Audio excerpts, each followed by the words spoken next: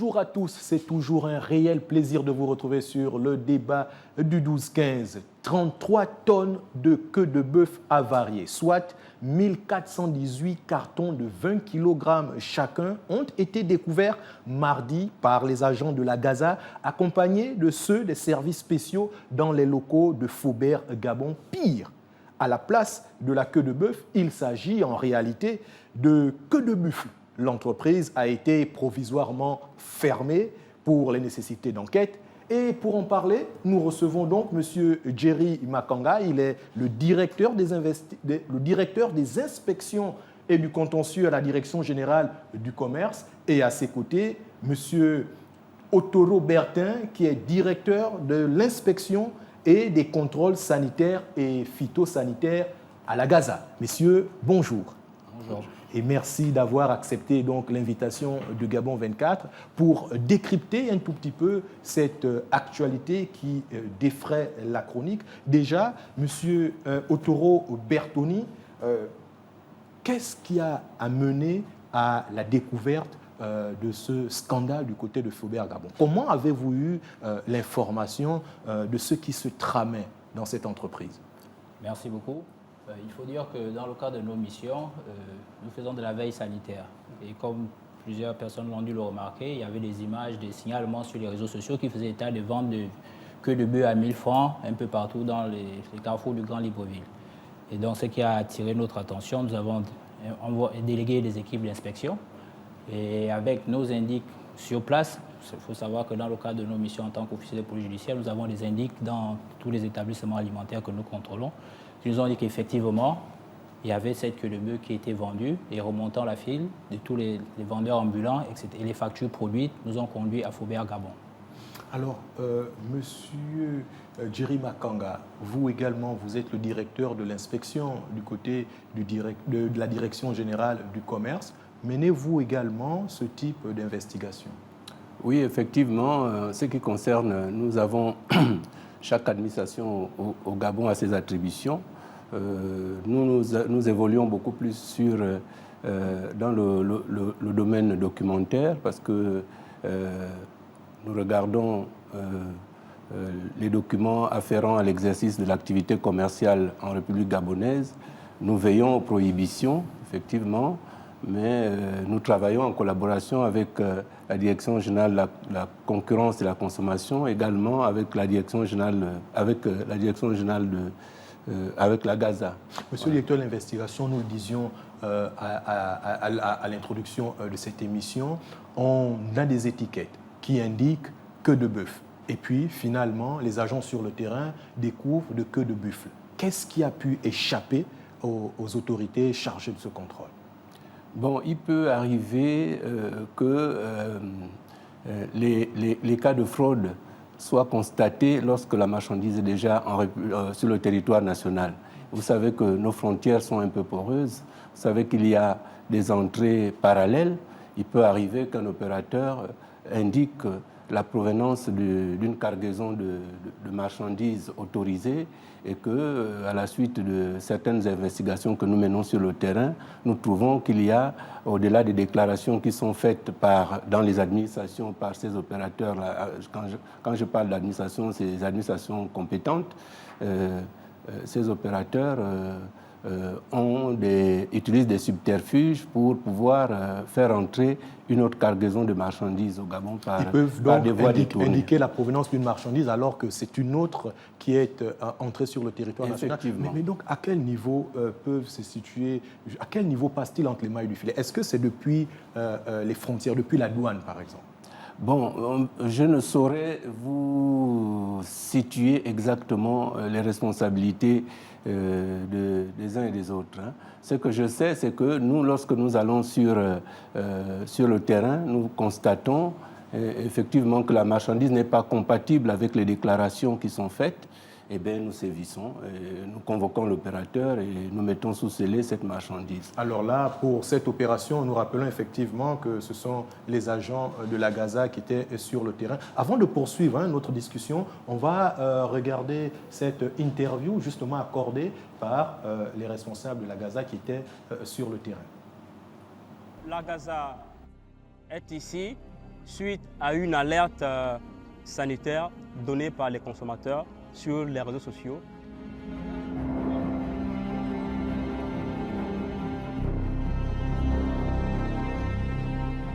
Après le tour du propriétaire, l'alerte s'avère positive. Dans le premier entrepôt perquisitionné se trouvent 33 tonnes de queue de buffle avariées, soit 1400 cartons de 20 kg chacun, dissimulés dans des emballages soigneusement rangés. Ici, c'est écrit queue de bœuf. Or que ce qui est à l'intérieur, c'est la queue du buffle. Donc c'est écrit sur les emballages, queue du buffle. Ici, on a 33 tonnes de queue du buffle, donc saisi pour défaut de qualité. Lorsqu'il y a des constats des avaries, on a une commission. Quand je parle d'avaries, ça peut être c'est beaucoup plus des produits qui peuvent être, les boîtes sont légèrement caboussées, les boîtes sont sales, les étiquettes sont déchirées. Les produits qui sont encore bons mais qui ne sont pas vendables. Il y a une commission qui se met sur pied et qui fait des propositions. On m'a saisi pour parler d'un problème lié à la qualité. Les produits que nous avons observés dans la salle de stockage sont des produits de matières premières qui servent à la production des coca. Nous avons des produits aujourd'hui dont les dates de péremption sont passées depuis le 12 novembre 2024, alors que nous sommes déjà en décembre. Mais bien avant ça, nous avons constaté des produits sur lesquels des étiquettes avaient été falsifiées pour rapprocher la date de péremption. Afin que ces produits puissent être encore utilisés. Lorsque c'est comme ça, il est reconditionné et revendu à des commerçantes. Il y a une commission qui est mise sur pied. Cette commission est chargée de faire le constat en avarie. Une fois le constat fait, on casse le prix et les commerçantes peuvent venir tranquillement se ravitailler. Je détiens dans mes mains une facture indiquée avarie récupérable. Mais en réalité, ce sont des produits expirés que cet opérateur revend aux populations. Nous avons l'exemple de ces beurres emballés dans plusieurs sacs. Cet opérateur économique n'a jamais fait identifier ces avaries et indique sur les factures que ce sont des avaries récupérables. Vous arrêtez les machines, personne ne travaille. Vous arrêtez les machines. Oui, vous l'avez vu, hein, monsieur, le reportage a été suffisamment explicite, hein, de cas graves de fraude. Alors, monsieur Bertoni Otoro, vous êtes le directeur de l'inspection et des contrôles sanitaires. Dites-nous un tout petit peu, du côté de la Gaza, à partir de quel moment ou à quel niveau se situent les contrôles? Est-ce que c'est depuis l'entrée dès le port ou bien directement dans les locaux des opérateurs économiques? Donc il faut dire qu'au niveau de la Gaza, nous sommes responsables de contrôler toute la chaîne alimentaire, donc c'est-à-dire depuis la production jusqu'à la distribution. Pour tout ce qui est des produits importés, nous avons des postes d'inspection frontaliers, dont le principal c'est le port d'Oveno. Donc lorsqu'on dit sécurité alimentaire, il y a plusieurs administrations, mais nous sommes spécifiquement de ce qui est du contrôle de la qualité sanitaire des aliments. Donc tout opérateur qui veut importer après avoir fait ses déclarations au commerce, etc., doit être agréé sur le plan sanitaire. C'est-à-dire si vous voulez importer, faire du commerce pour vendre des produits surgelés, nous, on doit s'assurer que l'endroit où vous allez les stocker répond à les conditions, que vous ayez un groupe électrogène, etc. C'est à partir de là qu'on vous délivre un agrément sanitaire, connaissant nos problèmes d'énergie. Donc, dès que vous avez cet agrément sanitaire, nous avons un système qui a été développé spécifiquement pour la Gaza, où vous êtes enregistré avec votre numéro d'agrément sanitaire, et à chaque importation, vous devez produire un certificat sanitaire vétérinaire à l'importation, vu que je suis docteur vétérinaire, c'est pour les produits d'origine animale, dans le cas de Faubert. Donc, tout ce certificat a toutes les informations sur le produit, son pays d'origine, sa provenance. Et nous, on s'assure d'avoir les certificats sanitaires originaux de ce pays-là qui nous fournit la marchandise. Donc, dans le cas de Faubert, dont nous sommes en train de parler, pour ce qui est de la queue de bœuf, qui a été mentionné que le bœuf, dans nos certificats, dans notre système, il est clairement déclaré viande bovine, queue de bœuf. Donc, ils ont importé... Queue de bœuf ou queue de bœuf? Queue de bœuf. Il faut déjà dire aux gens, à ceux qui nous suivent, c'est que la viande bovine, c'est du bœuf et du bœuf. Déjà, il faut dire que le bœuf, c'est un taureau mâle qui a été castré pour faire de la viande. Donc, généralement, c'est cher. Ça coûte cher, c'est onéreux. Et là, il s'agit tout simplement d'un trafic du banditisme, sachant que la queue de bœuf est appréciée par les populations gabonaises et qu'elle coûte cher. Donc, ils ont trouvé un subterfuge de faire venir de la queue de bœuf, officiellement déclarée dans nos systèmes queue de bœuf, mais lorsqu'ils la revendent aux détaillants, ils la leur revendent comme étant de la queue de bœuf. Ah, d'accord. Voilà. Donc il s'agit en fait de l'information mise à la disposition du public. Du consommateur. C'est du consommateur. Une fraude une fraude envers les consommateurs et surtout envers l'administration parce que c'est des fausses déclarations à l'importation qui ont été faites. Et donc ce qui s'est passé, c'est que les consommateurs achetant cette viande se sont rendus compte que c'était pas... Il ne s'agissait pas de queue de bœuf, mais plutôt de queue de buffle. Ce qui a créé toute cette psychose et les détaillants aussi ont commencé à la revendre pour la brader. Alors, comment on explique que les produits sont importés et qu'il y a un certain nombre, il y a une date de péremption qui est inscrite sur certaines étiquettes. Vous, de votre côté, qu'est-ce que vous vous dites? Est-ce que vous vous dites, oui, nous savons qu'il y a un certain nombre, il y a un stock de produits de tel opérateur économique qui va expirer à une certaine date et qu'à partir de cette date, il faut engager des contrôles, ou bien à quelle période vous faites-vous des contrôles? Maintenant, en ce qui concerne les contrôles, il faut comprendre déjà, expliquer aux gens que la sécurité, les contrôles dans le secteur sanitaire, ça obéit à des normes. Donc, on ne va pas faire des contrôles à tout va, parce qu'à la fin aussi, ça va s'assimiler à comme si on faisait de la répression à tout va auprès des opérateurs. Mais la répression à tout va, monsieur le directeur de l'inspection, quand justement, on regarde les contrôles se font selon... Il y a quand même une faille dans les contrôles. Donc, justement, pour vous dire, pour ce qui est du Faubert, nous étions... nous sommes toujours en cours d'une procédure judiciaire avec Faubert parce que ce n'est pas la première fois qu'on les ferme. Sauf que la première fois, ça n'a pas été médiatisé, surtout nous, dans notre rôle en tant qu'officier judiciaire, on médiatise. Ils ont déjà été fermés pour une première fois. Une première fois. Donc on peut parler de récidive. De récidive. Là, ils sont récidives. Première fois, on a fermé toutes leurs usines. Les 3 usines de production de jus de fruits. À l'époque, le coca n'était pas encore fait de mayonnaise et de biscuits. Donc, lorsqu'on ferme un opérateur, comme lorsqu'on fait ces contrôles, on donne des mesures correctives à l'opérateur qui doit mettre en œuvre. Et on les a tel que par exemple, on va dire par exemple, ce qui est du coca, on avait constaté qu'ils utilisaient des produits à date limite d'utilisation dépassée, et les biscuits, bon, date limite d'utilisation, le produit n'est pas dangereux, mais il ne doit pas être utilisé pour fabriquer le produit, parce qu'il est garanti pour les qualités organoleptiques que les populations... Quels sont les moyens de répression aujourd'hui de la Gaza? Quand la Gaza constate ces faits d'infraction, quels sont ses moyens d'action? Donc aujourd'hui, les moyens d'action, il faut dire que, comme je vous disais tantôt, nous sommes soumis au respect de la loi en tant qu'officier de police judiciaire. Les moyens de répression, c'est déjà la fermeture provisoire et amender l'opérateur. L'opérateur, pour qu'il puisse ouvrir, il doit d'abord mettre en œuvre toutes les recommandations qui sont édictées. On le suit jusqu'à la mise en œuvre de toutes ces recommandations.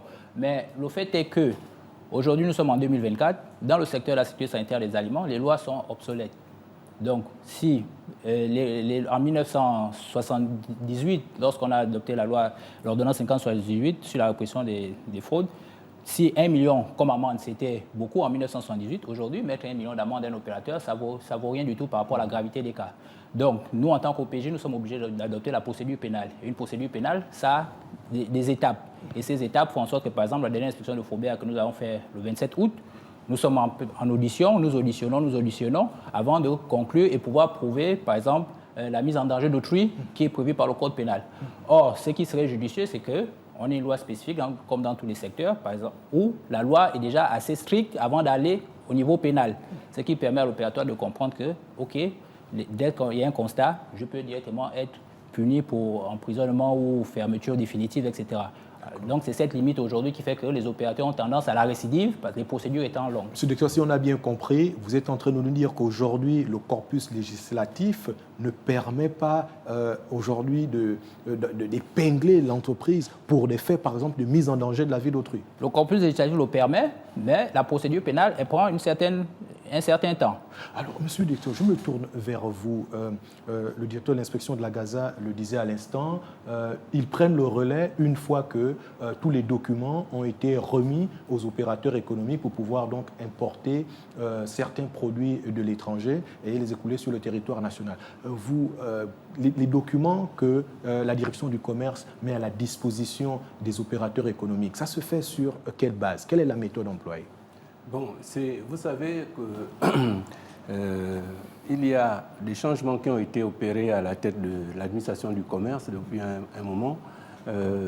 Par le passé, la procédure qui consistait à délivrer les déclarations, ce ne sont pas les autorisations, ce sont les déclarations d'importation que les opérateurs économiques importateurs viennent faire au niveau de la direction générale du commerce. Il y a un service dédié au sein de la direction générale du commerce qui est la direction du commerce extérieur.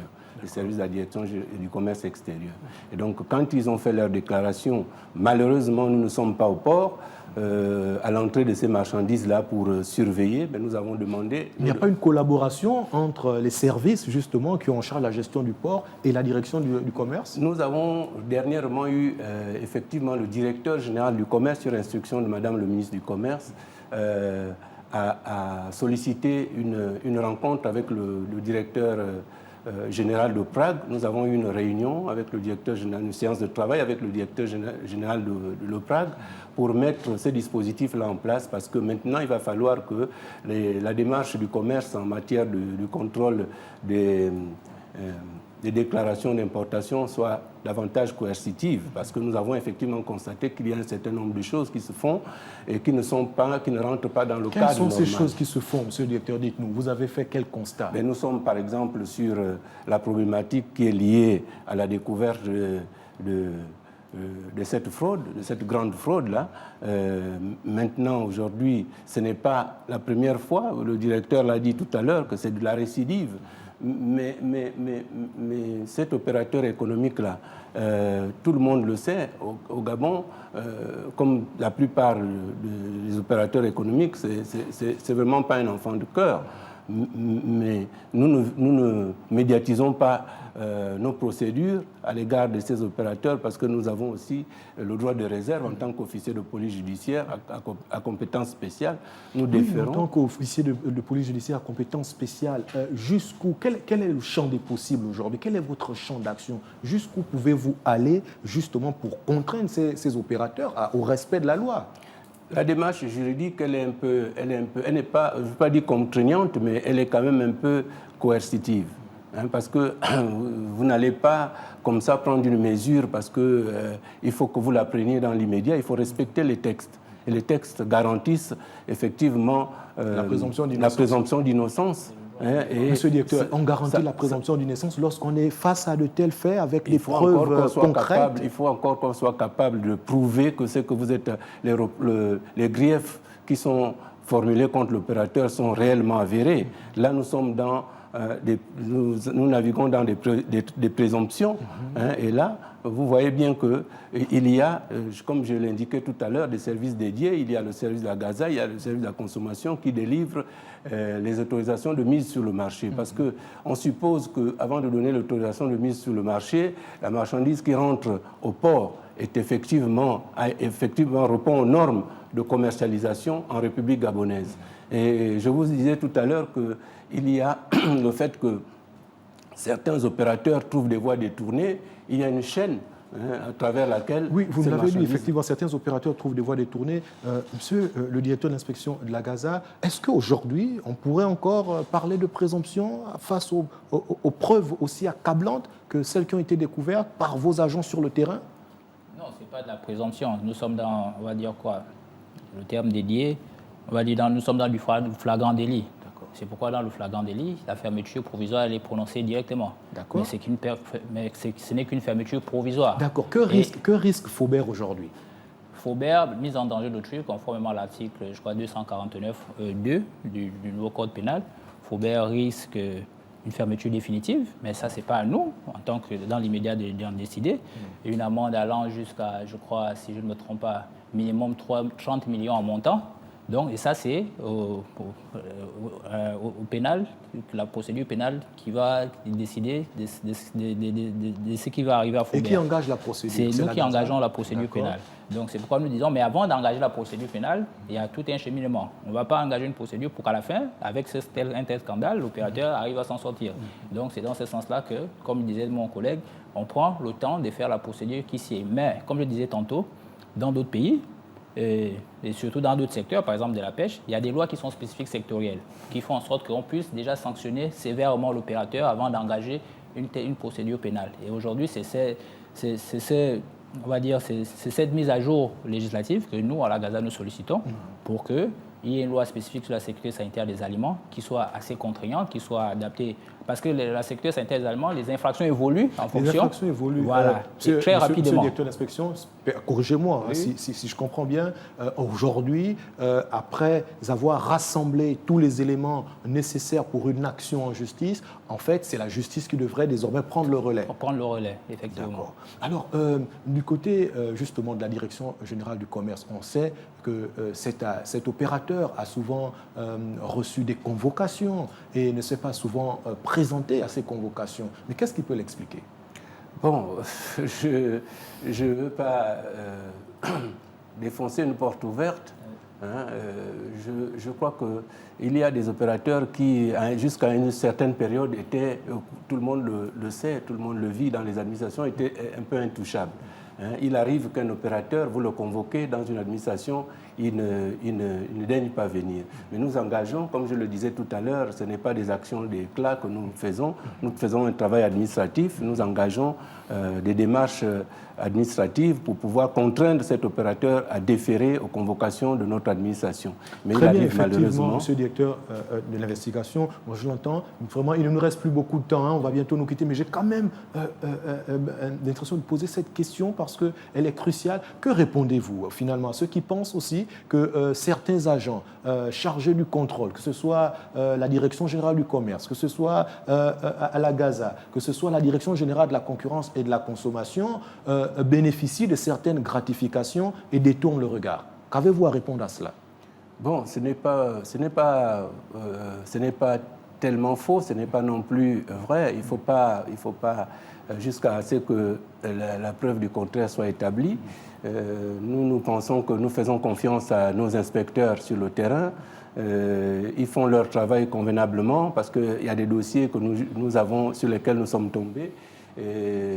Certains dossiers ont abouti, d'autres ne l'ont pas été du fait de ce que je disais tantôt, qu'il y a des opérateurs économiques au Gabon qui pensent qu'ils peuvent marcher au-dessus de lois, ils peuvent marcher au-dessus des administrations. Et on se rend bien compte qu'aujourd'hui, voilà, les choses ont changé et que désormais, la justice s'applique. Justement, pour qu'on en arrive à une situation comme celle-là, il faut vraiment louer la perspicacité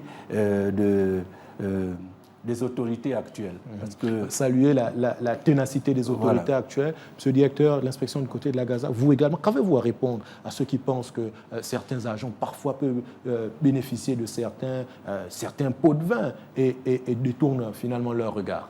Bon, à cette affirmation ou à cette assertion, je répondrai tout simplement que dans le travail que nous faisons, de manière générale, dans chaque corps de métier, il y a des canards boiteux et il y a des gens qui font consciencieusement leur travail. Et donc, face à l'appât du gain, chacun est face à son éthique professionnelle. Donc, ce n'est pas la première fois que ça arrive. Tant que le monde est monde, ça arrivera toujours. Il y a des gens qui sont faibles face à l'appât du gain. Mais ce qui est important, c'est que lorsque ces genres de cas arrivent, que ces gens soient sanctionnés et qu'ils fassent exemple. Donc, le malheur, ce serait que lorsqu'on découvre ce genre de cas, que les gens ne soient pas sanctionnés, ce qui amplifierait le phénomène. Eh bien, que la justice fasse son travail, c'est ce que nous retenons. Merci infiniment, messieurs, d'avoir accepté d'échanger avec nous sur cette problématique. Je rappelle le thème de notre discussion, quelle sécurité alimentaire face aux opérateurs indélicats? Et je rappelle que nous recevions M. Jerry Makanga, il est le directeur des inspections et du contentieux à la Direction générale du commerce. Et à ses côtés, M. Bertoni Otoro, il est directeur de l'inspection et des contrôles sanitaires et phytosanitaires à la Gaza. Mesdames, Messieurs, c'est déjà la fin du débat du 12-15 et ne zappez pas, l'actualité se poursuit sur Gabon 24.